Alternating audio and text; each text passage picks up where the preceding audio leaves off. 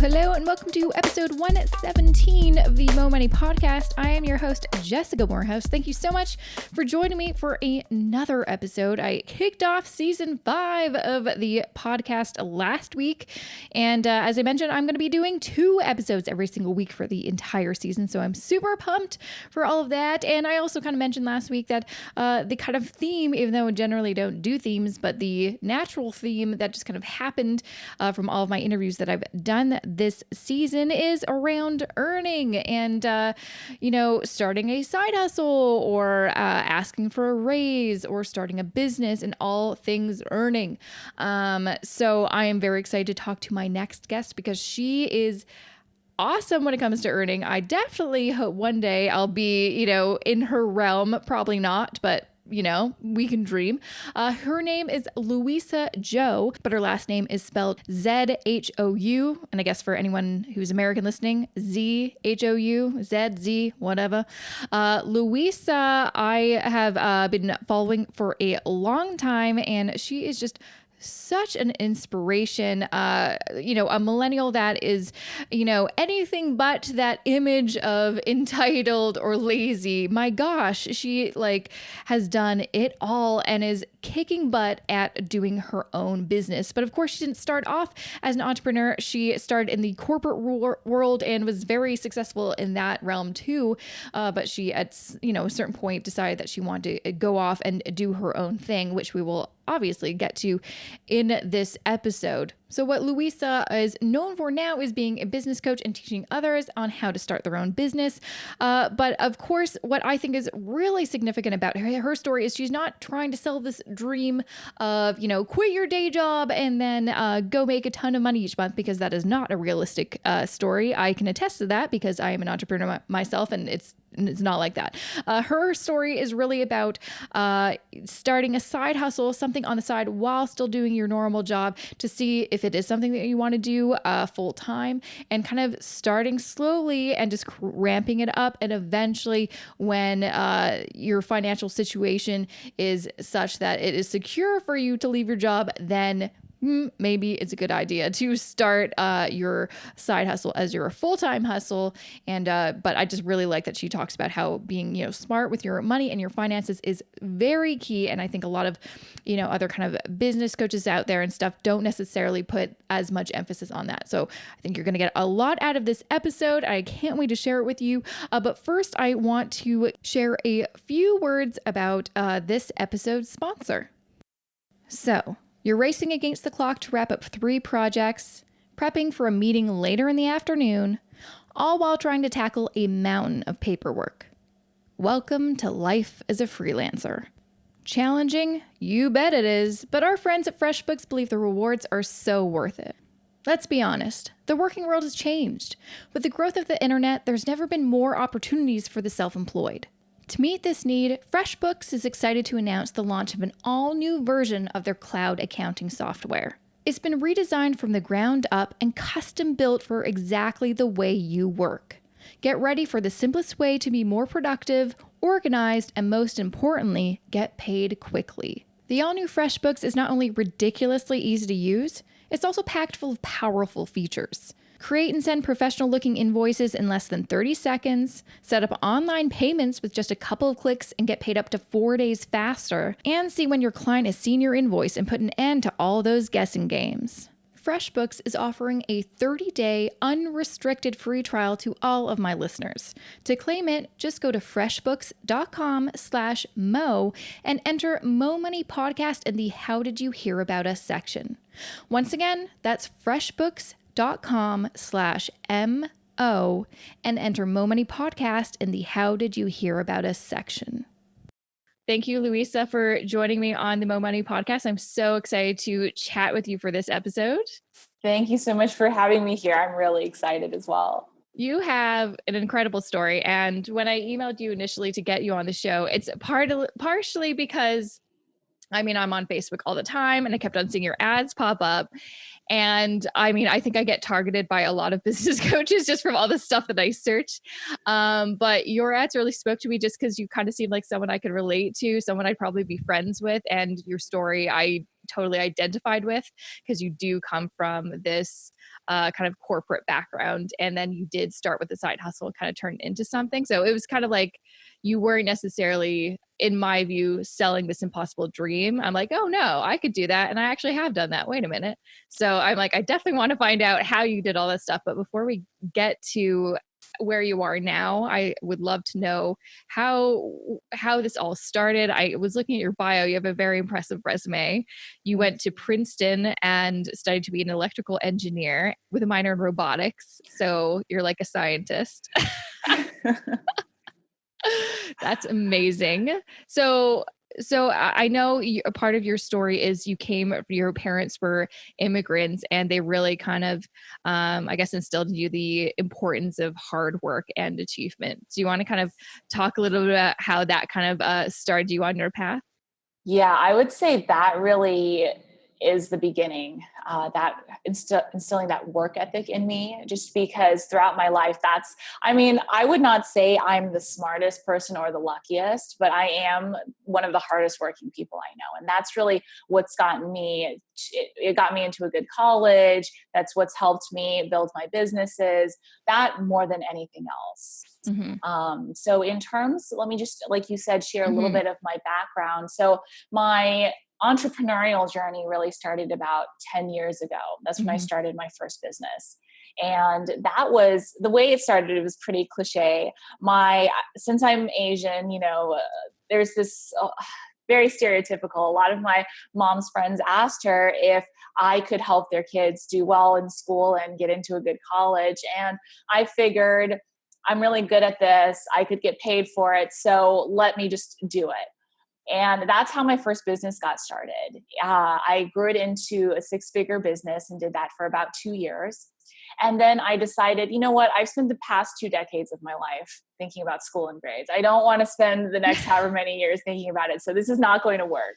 So I shut it down. And then I went and worked in the corporate world for a while. I did work for a short while as an engineer for Boeing. That was really cool, Mm-hmm. for the International Space Station. And Wow. then, Yeah, that's cool. that was really cool. And then did a while in financial services. And that's when I kind of got to start for my second business venture, which with a co-founder was to start a mobile payment startup.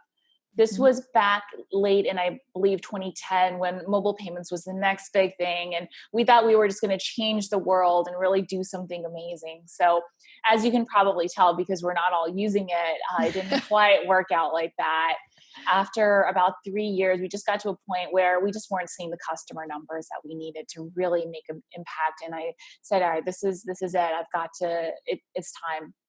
And so that was really heartbreaking, but moved on, joined a digital advertising startup. And that's when I was kind of, for a while, living what I consider my corporate dream. I Mm-hmm. had a really great salary. I had a really great position. I was in middle management, and just this had been my goal since being a Yep. little girl. And since it was a tech startup, we had a lot of the same luxuries that most tech startups do, like amazing meals, snacks, Mm-hmm. parties and everything.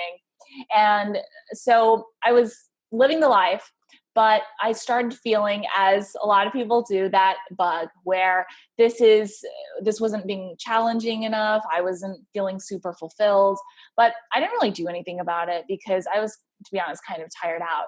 Mm-hmm. And it all came to a head in about late 2014, when basically everyone in my life had something life-threatening happen to them. My dad had a last-minute ER emergency heart surgery.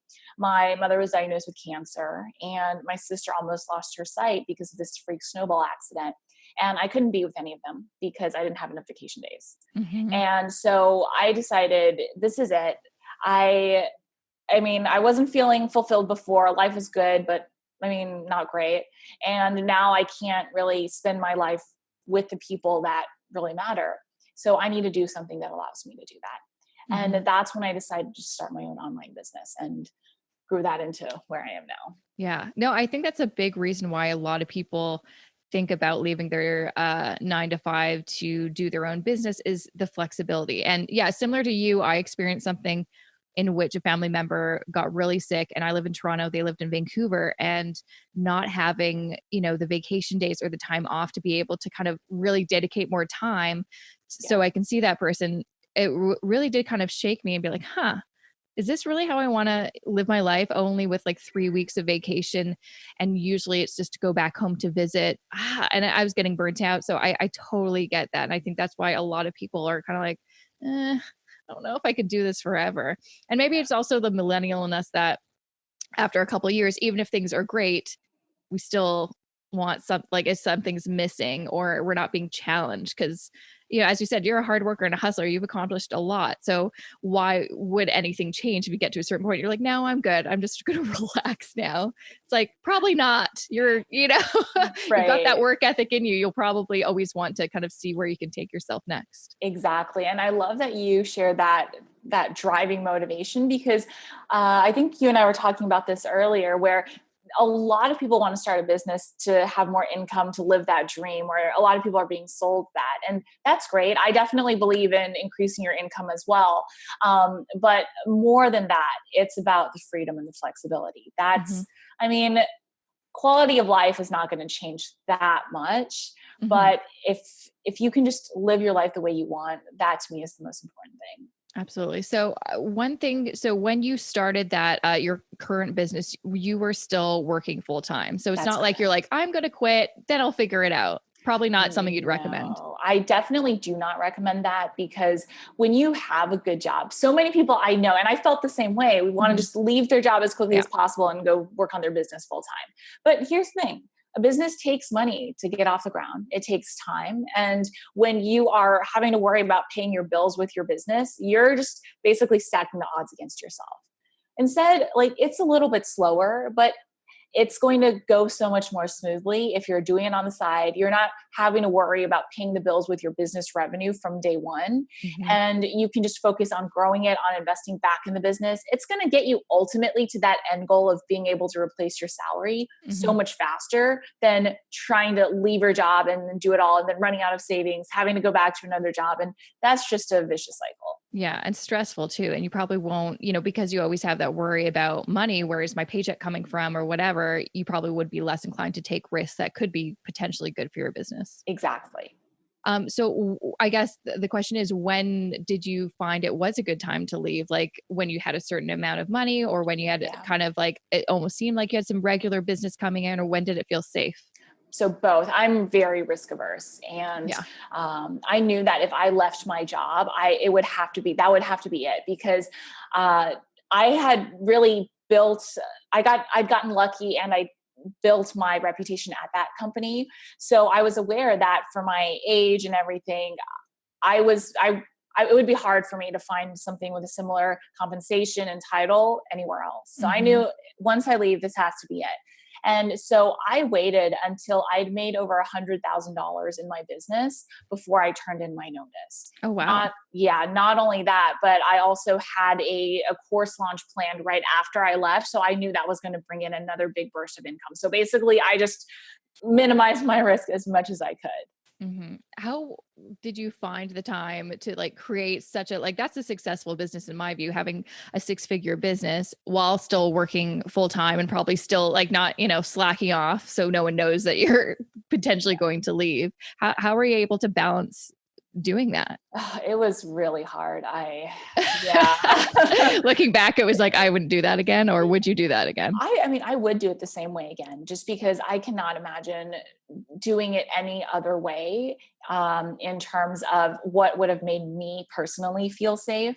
But it was just backbreaking. So, I mean, I was spending my time at my job. It was pretty demanding, Hmm. anywhere from nine Yeah. to seven, and sometimes on weekends. And any time I had outside of that was literally spent on my business. So I would go to work, come back, eat a really quick dinner, and then I would sit on my sofa and just work from anywhere until 10 to 12 or whatever time. During Mm-hmm. the weekends, it would be the same thing. I didn't see my friends for months. I didn't even call my parents for months. All I did was business, like job, business. And it got to the point where my coworkers would ask me, how was your weekend? What'd you do last night? And all I could say was, oh, not much. And so I'm sure it kind of seemed to them like I lived the most boring life ever. But I'm building a business right now. Exactly. But I knew it was going to be short term, that I was doing what I needed to do to build something amazing long term, and keeping my eye on that prize made it worth it. So I guess the question is, it seemed like, yeah, you were really busy with your full-time job, and then you added the side hustle on so you could eventually make that your full-time job. And that was really hard. Do you find that there's more balance? Like, was it worth all of that hard work? Is there more balance in your life now? Yes, it was absolutely worth it. I always want to caveat, I'm not sitting by the beach sipping Mai Yeah. Tais all the time, but there is a lot more balance in my life. I still work hard, but because I love doing what I do, not because it's like I need to work hard or I won't make any income in my business. And now my days, just to give a brief overview, are Mhm. really organized. I mean, once in a while, if I feel like taking a day off, I will, just because I now have that luxury. But it's more about having the freedom of the discipline to plan my days the way I want rather than not doing anything. So, for example, Mondays, most of the time, are really spent on just me time, Mhm. recharging, thinking, planning. Tuesdays through Thursdays, I will have calls with clients or students, or just do the doing in my business. And then Fridays, a lot of the time, I'll just take off just so that I can just do something fun to remind me of why I built this in the first place. And Mhm. then weekends, I'll just spend with my husband. But Mhm. that's a pretty typical week for It me. sounds pretty good, actually. There's some downtime. And yeah, I think it's important to kind of build in those days for yourself so you don't burn yourself out, which I think is pretty typical for people who work for themselves, because you're your own boss. So you can technically work forever all the Yeah, time. you could. I mean, and I did that in my first year working full time just because I had to. I was building something that I wanted to build really big, and that was tough. Hmm. It wasn't like I left my job and instantly there was all this freedom. Hmm. I spent it was pretty much the same schedule, but now all my time was spent on my business. But I got to a point where thankfully I didn't need to do that anymore, where I couldn't. I was close to being burned out. And so I realized, all right, this is good. Now it's time to really build it for life. Hmm. So what did you do, I guess, to ensure that you weren't just working all the time? And is it just like delegating or, using software to help you? What helped you? Yeah. So it was a little bit of a few things. The first thing was what I was spending my time doing in that first year or so was systematizing my business. So a lot of newer entrepreneurs burn out because they don't have a way to systematize their leads. And so I was working on building funnels in my business that would really automate my marketing and my sales and all of that. Once I had that made things a lot easier. And I did delegate. I have people who handle my tech and my customer support. Those are my two biggest areas of delegation. And then more than that, it was just setting those boundaries for myself, because if you don't do that, I could still work 24/7. There is Hmm. an always endless amount of things to do. But Hmm. instead, it's just about deciding this is when I'm going to work. This is when I'm going to call it a day, and knowing that everything is still going to be there for you tomorrow. Hmm. Absolutely. So, do we want to talk a little bit about what your business exactly is? What do you do? Yeah, sure. So, my current business is an online education business, and I help ambitious men and women, any age range really, take their skills, whatever it is, figure that out, build a business on the side, and then build it to the point where they can replace their income, their job income, and go from employee to entrepreneur. That's actually the name of my signature course, Employee to Absolutely. Entrepreneur. And what made you decide to create a business around that? Was it like just some of your background from past jobs or? Yeah, so a couple of things. First, my past business background, I felt like really helped me stand out, because in this industry, it's very crowded, but a lot Yeah. of people don't have a lot of business background. And so I saw that and I wanted to really do something about it. But not only that, when I first started out, I wasn't, immediately doing this. I had my job at the time was in digital advertising. And so I was doing digital advertising consulting on the side. And despite my previous business experience, I still had to learn a lot of things that are specific to the online space. Like, how do you do a sales call? How do you host a webinar? How do you write sales emails? And what I found was that there was no one place for me to learn all of that. I didn't even know what I didn't know. Yeah. And so it was a really kind of painful process trying to piece everything together. And I wanted because it's hard enough building a business. Yeah. I wanted someone to be able to find everything they needed in one place, and so that they could focus their time on going out there, getting clients, making money, rather than trying to figure out, well, what do I need to learn next that I don't even know I need to learn? Mm-hmm. Absolutely. Yeah. Which is definitely tough I understand that also being in the online space, there's so much to know. It can feel so overwhelming, and yeah, it's not an easy feat. That is for sure. So what do you feel like, how long actually have you had your full-time business? Have you not been with your 9 to 5? I think about three years now, closing on 3 years. Yeah. Mm-hmm. And what is from where you are now, from like year one, what do you feel like is the biggest changes, or what are some of the biggest things and lessons that you've learned that have really helped you grow?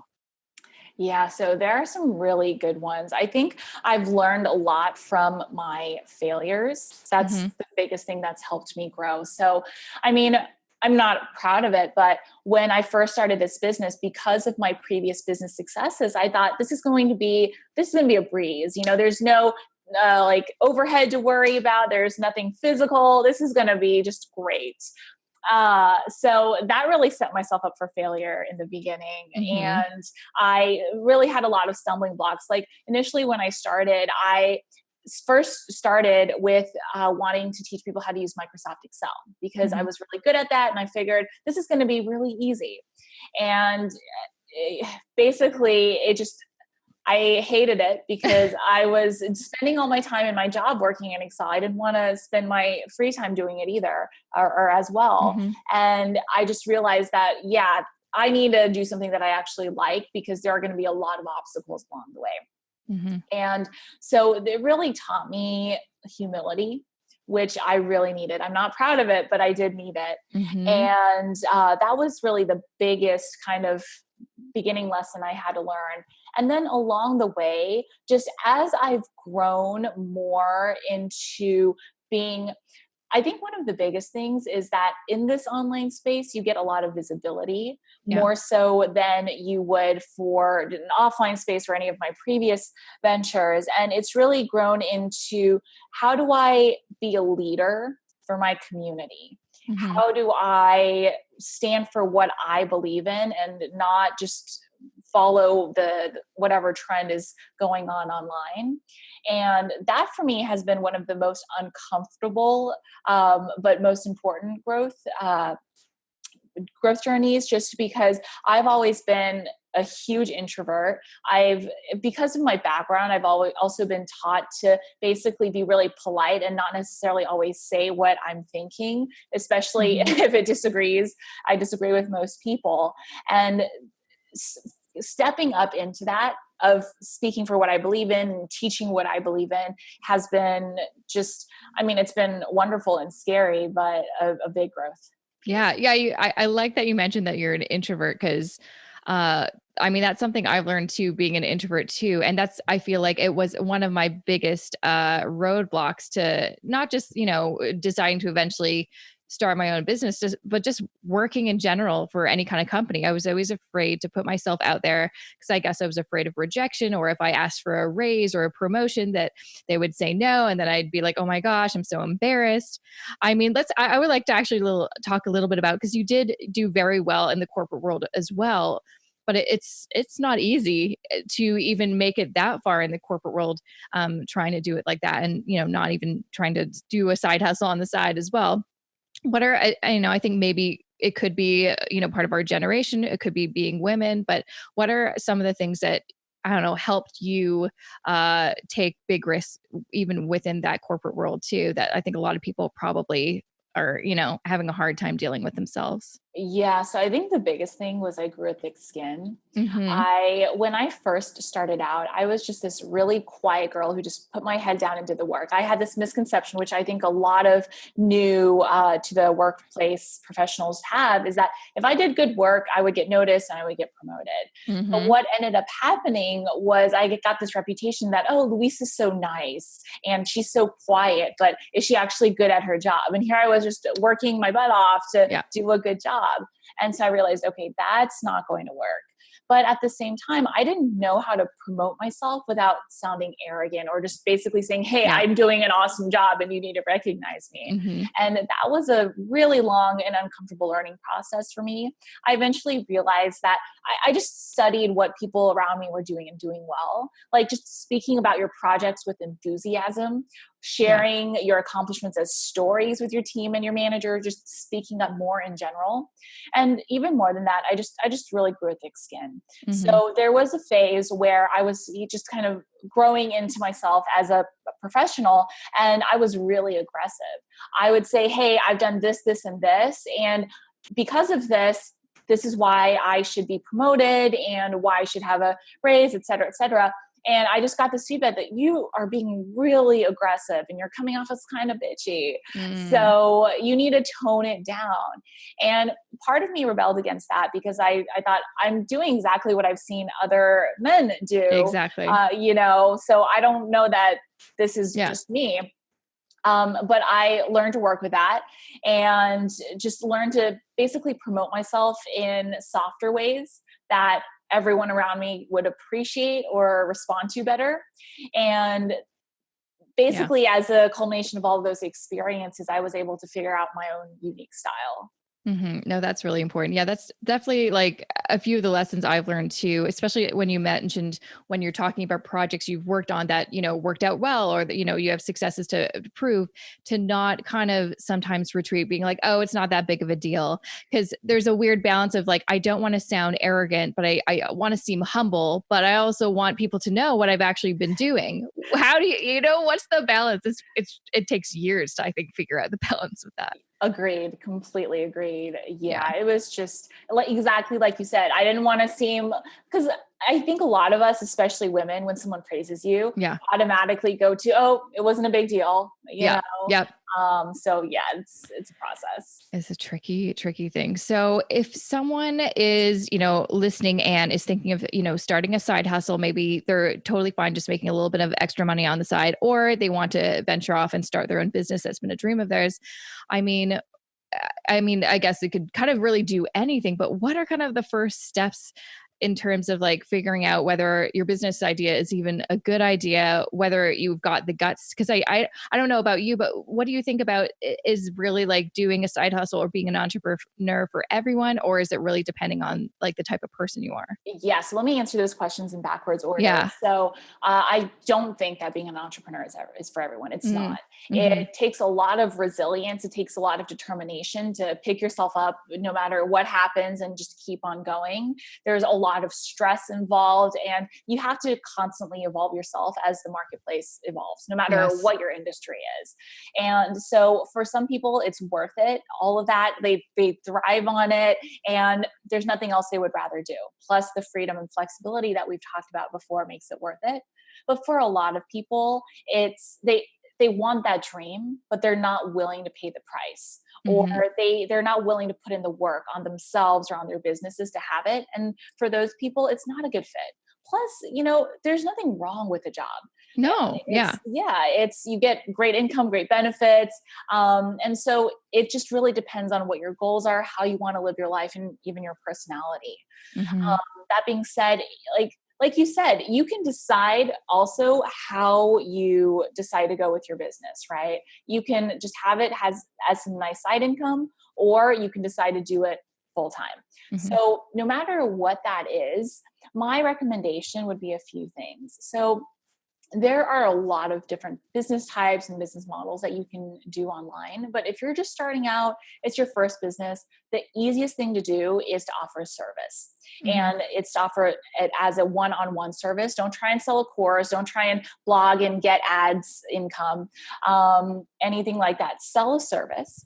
And then in terms of figuring out what you can do, there's really an unlimited number of businesses out there. And I think this is key. A lot of people think that they need to come up with an original idea, but it's not about that at all. Mm-hmm. It's about, because there's almost nothing new under the sun. Exactly. You know? Exactly. Yeah. It's just about figuring out, what can I do that people are willing to pay for? What is there an existing supply and demand chain for? And where can I fit myself into that? Mm-hmm. And everyone has skills that they can do that with, even if it's starting from just doing administrative tasks or analytics tasks, whatever that is, wherever you have to start, that's where you start.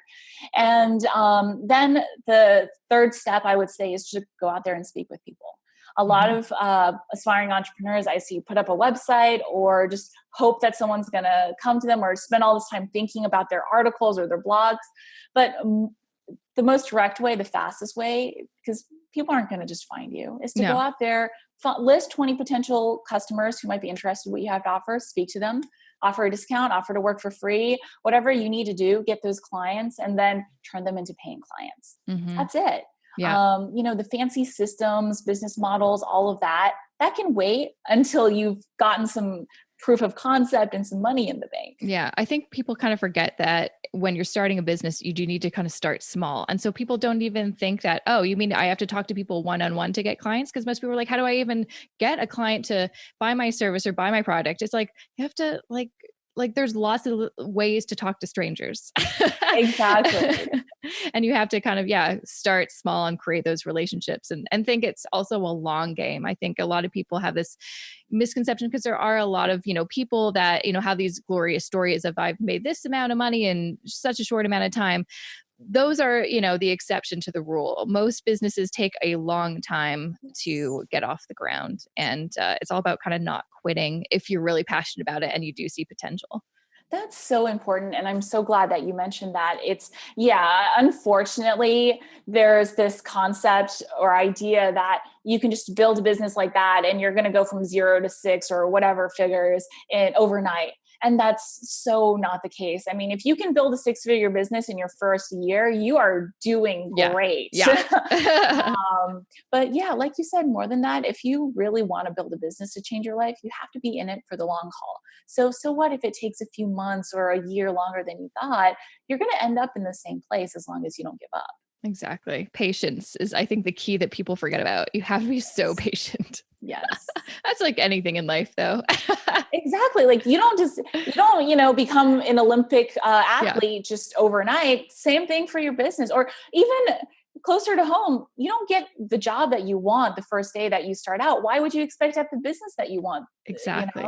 Exactly. Absolutely. Well, where can people learn a little bit more about you and your business if they're so inclined? Yeah, absolutely. So I actually have a free fun gift. It's a 5-day challenge called the Weekend Empire Challenge for anyone who wants to start their business on the side and get their first paying clients. And your listeners can get that at luisazhou.com/challenge. Perfect. And I just want to spell my name out really quickly. Yes. It's not spelled how it sounds. It's LuisaZ as in zebra, HOU.com/challenge. Perfect. And I'll make sure to link that in the show notes and everywhere, so it's easy to find. Awesome. Well, thank you so much, Luisa, for joining me and chatting with me. It was an absolute pleasure. And I'm excited to keep on track with you to see where the next, 3 years will take you. I'm sure some place great. Yes. This was so much fun. And thank you. Thank you for having me. And that was episode 117 with Luisa Zhou. Again, you can find her at luisazhou.com. That's spelled LuisazHou.com. She has lots of cool freebies and things to get you started on her website. So make sure to check her out there. Also, make sure to check out the show notes. I'm going to put a lot more information about her, the episode, and some other things I will get to in a second. But again, for the show notes, it's easy peasy, lemon squeezy as always, jessicamorehouse.com/117. So if you're ever listening to an episode and you want to check out the show notes, it's always just jessicamorehouse.com/the number of the episode. Not super complicated. Now, before I get to something a little special, I want to share a few words about this episode's sponsor. Did you know that 1 in 3 Americans are self-employed? Because of the internet, it's now easier than ever to become self-employed or start a small business. That's why I was able to take a huge leap of faith and leave my 9-to-5 almost a year ago. What started as my side hustle is now my full-time job, and I can run my entire business out of the comfort of my own home. Now, it has not been a walk in the park. I will not lie to you about that. Going from employee to entrepreneur is not for the faint-hearted. But what has made the transition so much easier in my life is by using software that really fits my needs. That's why I use FreshBooks as my go-to cloud accounting software. It helps me stay organized. I can pull reports within seconds. I can stay on top of payments from clients. And it basically takes a huge weight off my shoulders come tax time. And what's really cool is FreshBooks just came out with an all-new version of their cloud accounting software. And they're offering a 30-day unrestricted free trial to all of my listeners. If you want to take advantage and try FreshBooks out for yourself, all you have to do is go to freshbooks.com/mo and enter Mo Money Podcast in the How Did You Hear About Us section. Once again, to try it out for free, go to freshbooks.com/mo and enter Mo Money Podcast in the How Did You Hear About Us section. Okay, so I mentioned there's a couple other things that I wanted to tell you. Well, first, I want to remind you that I'm currently running a contest from October, November, December, a 3-month contest where I will be drawing winners every single month and awarding them with a $25 Amazon gift card. And all you got to do is, well, there's instructions in the show notes, so that'll be an easy way to get started. But basically, it just entails that you have to give me an iTunes review, or if you've already done one in the past, that's fine. You could still enter the contest too. All you have to do is, again, go to the show notes, jessicamorehouse.com/17 for more details. And you can enter and be in the running to win a $25 Amazon gift card. Easy peasy. And another thing that I want to remind y'all of is if you are not currently part of my Facebook group, you should probably get in there now because it's a lot of fun, a great community of people that want to help each other, learn from each other. If you have a question about anything related to money, life, balance, anything, this is the place to go to, be part of a very positive, engaged community that is just, there's just the most awesome people in there. I've got to say that maybe it's because, it is my group, but I personally think these people who are already in the group are amazing. They're so helpful and uplifting and empowering, and it's awesome. And I also do lots of fun things within the group. We have, topics that we talk about every single week. I also do my book club just in that group. So the only way to be part of my book club, where we bring the author to do a Facebook live stream with us and ask questions, it's all in the Facebook group. So to get in there, if you're not already in there, go to facebook.com/groups/money life balance. Once again, that is facebook.com/groups/money life balance. I think you can also just search it on Facebook and it'll come up there. So I hope that after this episode, you will decide to join us, and I'll see you back here tomorrow for another episode of the Mo Money Podcast.